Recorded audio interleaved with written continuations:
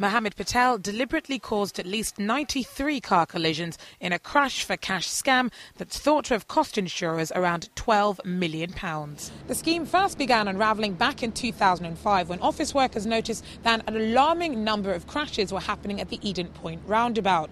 Backed by the insurance industry, Greater Manchester Police launched an investigation which revealed the extent of Patel's fraud.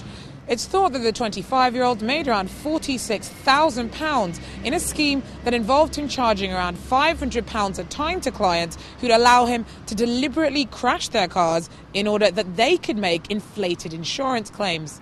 Patel's favourite trick was to deliberately slam on the brakes so that the driver behind him would crash into him. And he'd often deliberately target lone, elderly drivers because he thought it would be easier to convince them that the crashes were their fault. He was playing Russian roulette with a motor vehicle. He was not to know the nature of his victim.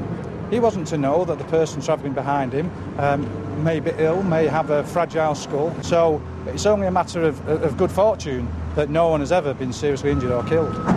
Each crash resulted in an average of a £17,000 insurance claim, and his customers, who weren't even there at the fake accident, would claim for physical injuries, extra damage and even harm caused to invented passengers. Patel's crimes funded a lavish lifestyle for both himself and his girlfriend, Eterida Hay, who's admitted to possessing criminal property and is due to be sentenced in December for her part in the con. A number of other defendants who've been convicted of conspiracy to commit fraud are also awaiting sentence. Insurance fraud is adding £44 to the cost of every insurance policy that you and I buy, and the insurance industry don't think that's a position which anybody should be expected to put up with.